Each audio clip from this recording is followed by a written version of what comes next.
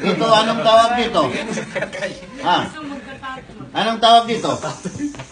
Tamar, katas ng dates. Pinapakain niya. Pero panahon ni propeta, panahon ng mga sahaba, panahon ng mga tabi. Ha? Oh, gusto niya, kaya man.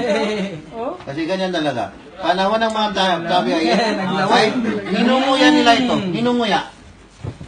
Tapos ipakain. At nangunguya dito ay yung sheikh, yung alim, yung ustad. Ninunguya niya. Tapos, yun yung ipapakain sa... Para malambot na. No? para malambot na sa bata. Yung Pero... mga matatanda noon, pagkain sila ng matigas, pero pagkain sa bahay. Pero kung totoo, sino yung maipakain na? Sino yung malawak ang kaalaman niya sa inyo? Halimbawa si Barbas, siya ang magnguya dito, tapos ipapakain na sa bata. No?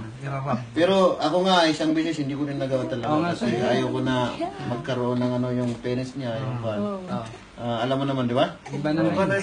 May mga titip tayo. Mahirap na talaga. Pero sana, maganda rin sana yun. Oo nga, sunang-sunang. Soon na. Pero kaya nga, ang kapalit niya na yung honey na kasi yung honey. Mabilis na.